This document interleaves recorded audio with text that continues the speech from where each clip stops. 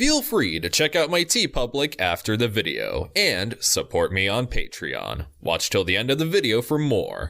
I was in middle school when I first discovered Urusei Yatsura. While I can't really recall the circumstances at the time, one of my brothers pulled me aside and showed me the first episode, and what I saw that day was one of the most insane beginnings for probably the funniest and most heartfelt love story I've ever seen. And it's all underneath a facade of what seems to look like your typical high school anime with a sci-fi supernatural setting. But let me tell you that Urusei Yatsura is unlike any other show you'll ever see. And to this day, I've yet to find any show that is just as hilarious, over the top, and emotional. For me at least. Anything that comes even close is always made with some form of the fallout from Urusei Yatsura's status and popularity in Japan. Now, I know what you're thinking. Davis, TitanGoji. You've seen Attack on Titan, Mobile Suit Gundam, Fist of the North Star, Death Note, Neon Genesis Evangelion, Cowboy Bebop, Dragon Ball Z, Akira, Ghost in the Shell, Jinro the Wolf Brigade. And you're telling me that this old anime about a pervy high schooler and his alien waifu is the most compelling anime you've seen out of all that? Well, yes. Taste is subjective, and honestly, I am perfectly okay with saying that Urusei Yatsura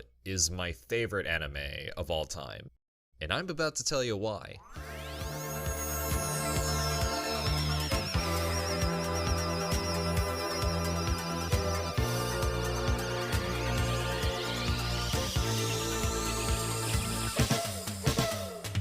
The late 60s and 70s were a time where manga was starting to become a rather popular form of escapism. Stories such as Ashita no Joe, Lone Wolf and Cub, and Mazinger Z had a very strong presence, which ended up creating an industry that was rather male-dominant, as most manga were mainly targeted towards young and teenage boys. Now, this isn't to say there wasn't a female audience out there, as perhaps the most prominent examples would be Sumika Yamamoto's Aim for the Ace, as well as Ryoko Ikeda's The Rose of Versailles, which are celebrated as some of the most influential stories told in the medium.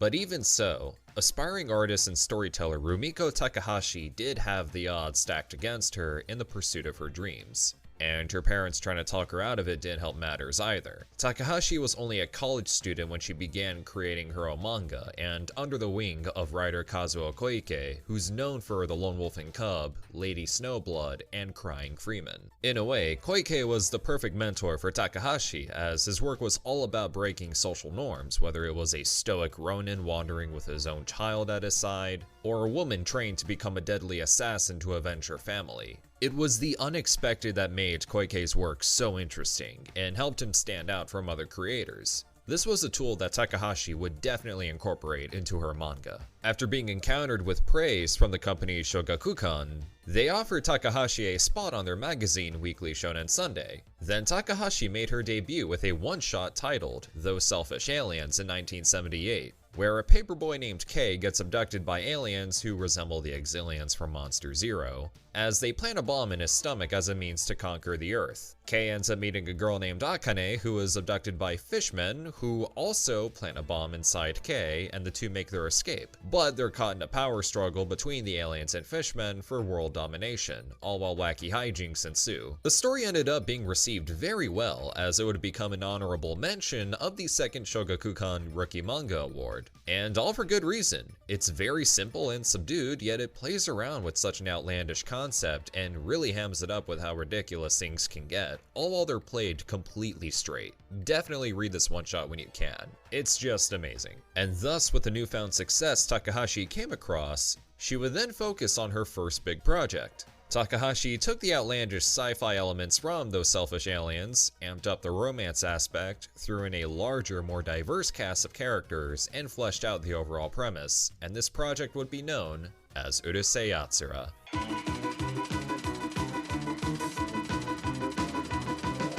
Running for 374 chapters from September 24th, 1978 to February 4th, 1987 in Weekly Shonen Sunday, Urusei Yatsura is the story of a very, very lecherous high schooler named Ataru Moroboshi, who's not only known for chasing after women, but also has the worst luck imaginable. How much bad luck does he have exactly? Well, he was born on April 13th on a Friday during an earthquake, and on the way to the hospital, his parents saw a black cat. Yeah, that's how ill-fated this man is. Ataru also has a childhood friend named Shinobu Miyake, an old flame of his, and things seem to go pretty well for them despite Ataru's antics. But one day, aliens come to Earth and Ataru was randomly selected to become its savior. What must Ataru do to save the Earth from being conquered by aliens? Well, the aliens' leader proposes a challenge to Ataru, and the challenge is that if he can grab the horns of his daughter Lum in a game of tag within 10 days, then the invasion is called off and Earth can continue to live on peacefully. Ataru obviously can't help but accept the challenge, finding a woman in a tiger stripe bikini and boots attractive, and Shinobu rightfully calls him out on his crap. Ataru may have the confidence, but it isn't until he learns that Lum can fly is when he begins to doubt himself, and that no matter what he does, his efforts always result in failure. And the collapse of human civilization will be blamed on him entirely. On the night before the final day, Ataru and Shinobu make a promise that once he is able to grab Lum by her horns, they will get married and pursue a life of happiness with one another. Ataru, being the main character and all, finally manages to beat Lum in this game and proclaims that he can finally get married. However, Lum mistakenly thinks that this proclamation was directed towards her and she immediately falls in love with him. So now everyone, including her dad, thinks that Ataru and Lum are going to get married, leaving Shinobu upset at the whole thing, and now wherever Ataru goes, Lum is always there to follow. By the way, this is only the first chapter. Not only is this a great introduction, but it's such a brilliant and hilarious self-contained story. The characters are established very well, and it makes for an excellent transition into the rest of the series. Every chapter in Urusei Yatsura is a one-off story with small hints of an overarching plot that develops over time. We're also introduced to tons of characters such as Megane, who leads a team of students named the Stormtroopers, where each member is named after a distinct feature from their appearance, and defend Lum's happiness. Rei, who is Lum's very slow and empty-headed, for lack of a better term, ex-boyfriend, who also turns into a giant space cow. Jerry-ten, or Ten for short, is Lum's little cousin, who forms a very funny rivalry with Ataru. Mendo, who's completely just full of himself, taking himself extremely seriously and always wounds up being the butt of a joke. Cherry, a weird old Buddhist priest who no one likes. Sakura, Cherry's niece, who's both a nurse and an exorcist. Ran, Lum's manipulative childhood friend who's just a total bitch all around. Ryunosuke, a girl who lives with an abusive father who refuses to accept her as a woman and constantly pushes her to act more like a man. And this is only a good chunk of Urusei Yatsura's cast. I mainly only mentioned the more central characters, but the characters in the series are all just so diverse and very interesting. And this is only thanks to how Rumiko Takahashi depicts them in ridiculous scenarios, mostly being supernatural. It's truly astonishing how Takahashi managed to get Urusei Yatsura running for as long as it did. But in 1981, Urusei Yatsura received an anime adaptation, consisting of 195 episodes. The series got picked up by Kitty Films, and the first 106 were given to Studio Pierrot. Now, fair warning, I'm going to be naming lots of people in this video, specifically because almost everyone who worked on the show would go on to become huge names in the anime industry. Anyway, the first 106 episodes of Urusei Yatsura would have Mamoru Oshii as chief director. Yes, that Mamoru Oshii. The Mamoru Oshii who'd go on to create the Kerberos Saga and be known for his work on Patlabor and Ghost in the Shell. The first 54 episodes would be written by Takao Koyama, who'd go on to work on Dragon Ball and Saint Seiya, and episodes 55 to 106 would be written by Kazunori Ito. Yes, that Kazunori Ito, longtime collaborator of Mamoru Oshii's, who not only worked on Kerberos, Patlabor, and Ghost in the Shell, but would also go on to be the screenwriter for the 90s Gamera trilogy. Though it was after these first 106 episodes where the anime would be given to Studio Dean, with Kazuo Yamazaki of Space Battleship Yamato, Aim for the Ace, Mobile Suit Gundam, Zabungle, Voltes 5, City Hunter, The Ultraman, and another Takahashi series, My Sanikoku, as chief director. And writing the series at that point would be Michiru Shimada, who'd go on to work on Dr. Slump, My Sanikoku, and Rurouni Kenshin. So that's a lot of fresh talent behind this anime. and as I said before, pretty much all of these people would go on to do bigger things. On top of the anime, there were also 11 OVAs and 6 movies, but I'll probably get to those another time, as the main focus of this video is on the anime. No doubt about it, because of how silly the show can get, all of its comedy comes from the bizarreness of the situations the characters find themselves in. For one example, Ataru suddenly goes missing as he puts on a disguise so he could hide from Lum, and while there's a news report of him being missing, the photo they use is of him in his disguise. Did I mention this guy has some serious bad luck? And even though Ataru is a bit of a creep, his fantasies just come off as being just so ridiculous that you can't help but find them endearing, and it's always great to see him get his comeuppance. One of the first things you'll notice about Urusei Yatsura is how much of it seems to have influenced and inspired tons of anime, and not in the way you think. Urusei Yatsura was also ahead of its time in the sense that it was spoofing a lot of common tropes in anime before they were even popular.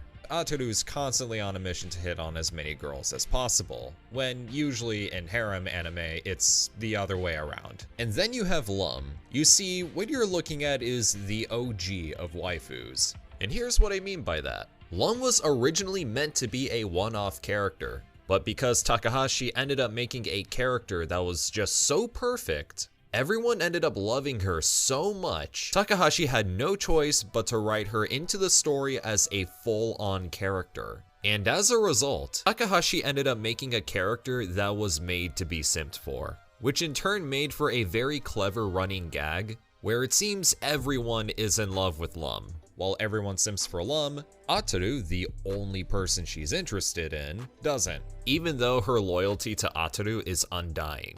While her relationship with Ataru is certainly toxic, there's something very charming and endearing about it, but I'll talk more about that later. Urusei Yatsura has tons of references to other pieces of pop culture, ranging from mecha anime to tokusatsu. There's just way too many to count in a single video. There's even cameos of Kei and Akane from the one-shot in an episode. Another thing about the show is that it's just so damn entertaining with not only its comedic elements, but purely through its character interactions. And honestly, the characters of Urusei Yatsura are the driving force of this show. I already talked about how diverse and interesting they are, but what really helps sell them are the voice performances that are behind them. And because Urusei Yatsura has such a massive cast, I'm not gonna go over everyone, but I'll name some very notable ones just to give you an idea of the sheer talent behind this anime.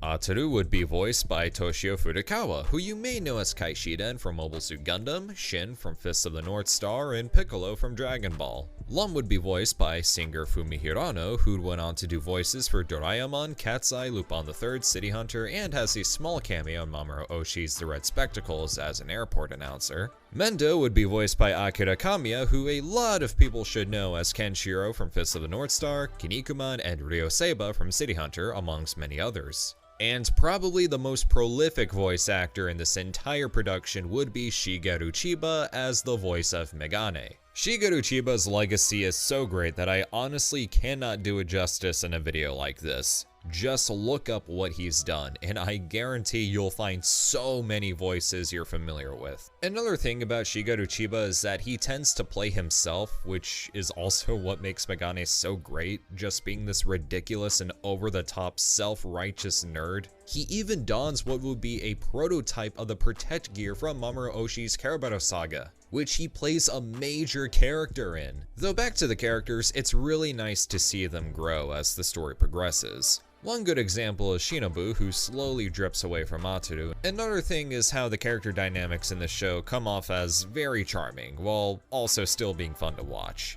Everything with the stormtroopers is always a treat, as their sole mission is to always ensure that Lum is happy no matter what, and whenever Ataru crosses the line, it's always great seeing Megane butt heads with him. Oh yeah, the Waifu Protection Squad. That's another thing Urusei Yatsura had. And whenever there's an episode where it's just Ataru, Lum, Shinobu, and Mendo, and by extension the Stormtroopers, you're always guaranteed to have a good time. My personal favorite episodes with these types of interactions is Takeouters Gather Round, where the students and the school staff basically go to war with one another. over ordering takeout for lunch. It's like if Kihachi Okamoto directed an anime.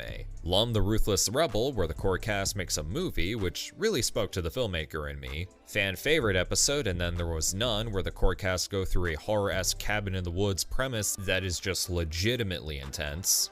Mendo Summer Christmas, where all the characters compete to climb a Christmas tree, all while donning matching outfits. And Blazing Hidden Trick, where it's basically a talent show episode, all to please a space octopus, to which if any of the students fail, they simply disappear. Aside from episodes where you focus on a collective number of characters, the show does a great job isolating certain characters and exploring them more, even when it comes to supporting characters. Other great character-based stories include Lady Ryunosuke, where Onsen Mark, their teacher, helps Ryunosuke pursue her dreams to finally embrace being a woman. Great Vault Courageous Survival, where Ataru and Mendo are trapped in a vault. Sakura's Melancholy of Youth, where Sakura comes face to face with a younger version of herself. Lum's Dangerous Duel, where Lum trains for a fight against a bully without her powers, which also has a pretty good anti-PED message. And probably the strongest of these, I Love Darling's Kindness, where Ataru goes on a date with the spirit of a young girl as a means to fulfill her dying wish, so she may rest peacefully in the afterlife. This shows that even though Ataru can be a pretty nasty dude, there's a side of him that knows when things are serious, and it shows that he is genuinely a kind and caring person, even if he may definitely not show it. And doing the selfless act actually strengthens his relationship with Lum, which I'll get to in a bit. There's just so many episodes I can talk about, but I'll just link Karabu-kun's top 50 Urusei Yatsura episodes in the description. Shout out, by the way. These moments are also accompanied by some wonderful music ranging from high octane to intense to funny to dramatic to somber to emotional. There's a track for everything, and it's just so perfect and iconic all around. Huge props to Fumitaka Anzai, Katsuhoshi, and Shunsuke Kozado. Also, this is a case where skipping the openings and endings are an actual sin, cause they're all catchy bangers. Everyone likes Lum's love song, but I'm more of a dancing star type of guy. Speaking of the music, the Italian Urusei Yatsura theme is pretty dope, however, the full version is considered lost media. Check out Justin Wang's video about that. Also want to give kudos to the animators and animation directors behind Urusei Yatsura, as they do a wonderfully phenomenal job capturing Takahashi's style with the limitations they had to work with, especially as the style would evolve over time during its run. I want to shout out all of them, but there's just so many that you're better off looking up the series on Anime News Network. But some notable ones include Akemi Tanaka, who'd also be a frequent Oshi collaborator, Asami Endo, Hirotoshi Omori, just to name a few out of a bajillion others. But truly the heart and soul of Urusei Yatsura is the bond between Ataru and Lum.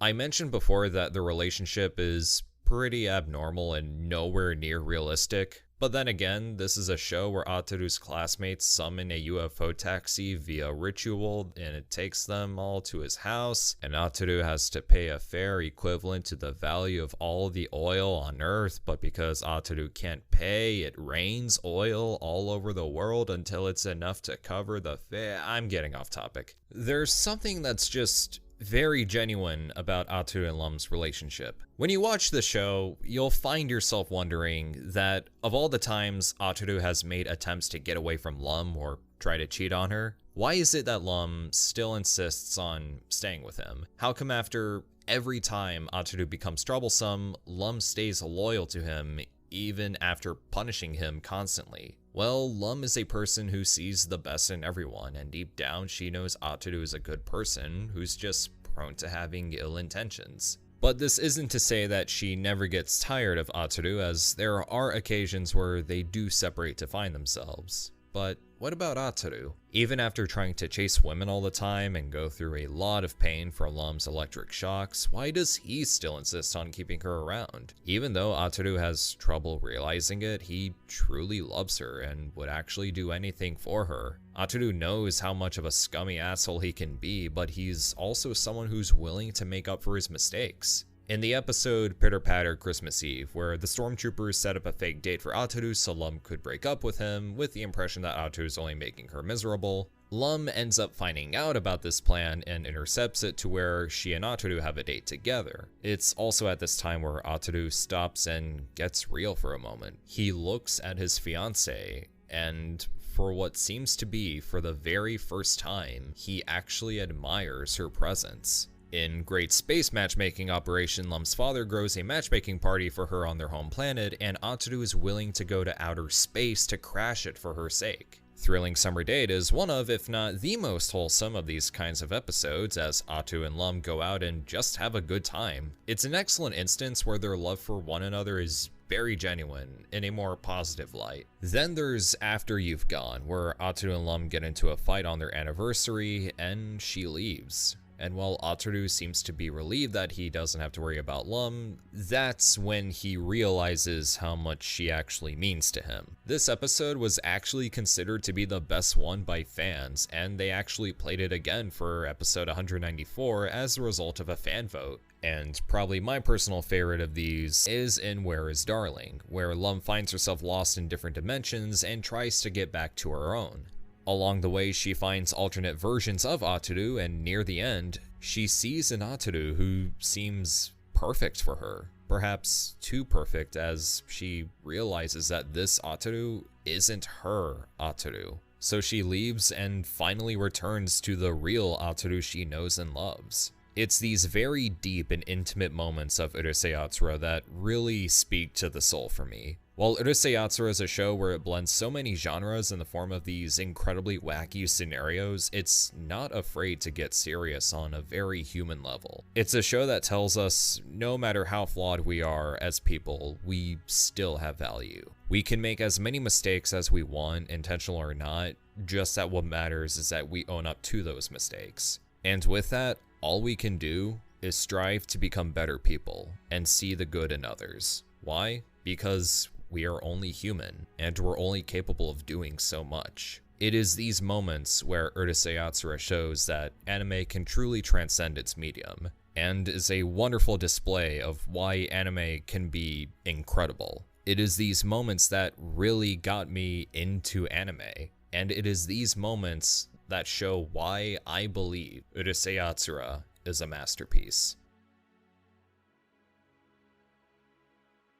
It's now been more than 40 years since Rumiko Takahashi started Urusei Yatsura. Since then, she's worked on other popular stories, including Ranma Half and Inuyasha. When it comes to classic anime, Urusei Yatsura is one that, while highly recognized, isn't one that not many talk about. The 80s was an era where anime exploded in popularity, and even though Urusei Yatsura was insanely popular back then in Japan, it didn't exactly get the worldwide praise compared to the likes of something like Akira that essentially pushed anime into the international market in a whole new way. At least it got a British dub that's nothing short of hilarious. I told you, Lum, I do not want to sleep with you! Urusei Yatsura also had a bunch of VHS and DVD releases from Anime Ego with their own English dub, but they're out of print, and getting the whole set will run you a good couple $1,000s on eBay, so your best bet is to simply do the old ways. However, Discotek has been releasing the Urusei Yatsura movies on Blu-ray. Hopefully they'll release the show in its entirety in the future. Well, here's hoping. And thankfully, Viz Media has been releasing the manga in English. And there's also a new Urusei Yatsura anime that's coming out this year. Funny how it happens to be the Year of the Tiger. This anime seems to be a reboot under David Productions, who's known for their adaptation of JoJo's Bizarre Adventure, and the directors Hideya Takahashi and Yasuhiro Kimura actually worked on that show for some good episodes, so already that's a good sign. There's also writer Yuko Kakihara, who's known for her work on Cells at Work and Digimon. And voicing Ataru and Lum are Hiroshi Kamiya and Sumire Uesaka, respectively. A little strange that Levi Ackerman from Attack on Titan is going to be voicing Ataru, but I'm for it. They even nail the voices, judging from that small teaser. My initial reaction upon hearing the news about this new anime was a little mixed, but as I learned more about it, I'm honestly really excited for it. I feel like while it is a little odd, considering how much of a time capsule Urusei Yatsura is, I am very interested in seeing how they're going to do it in the modern era. especially with how much it changed the anime manga industry at the time? Well, we'll find out eventually. And with that being said, I cannot recommend Urusei Yatsura enough. Thank you guys so much for watching and listening to me ramble about my favorite anime. This show really means a lot to me, and I wanted to do it justice the best way possible. And this video would have not been possible if it weren't for my wonderful supporters on Patreon, the very reason this video exists to begin with. Thank you all so much for your support. And if you like what you see, then definitely consider supporting me on Patreon, where for a single $1 you can get access to my Discord server. Other than that, you can also get early access to videos, exclusive content, commission video requests, and receive a t-shirt of your choice from my TeePublic. And once I reach enough patrons, I'll do a video covering several unmade Godzilla films, so if that's something you like to see, then go support me on Patreon. Feel free to like, share, comment, subscribe, all that good stuff, and this is TitanGoji, putting weird and weird together and making something even weirder.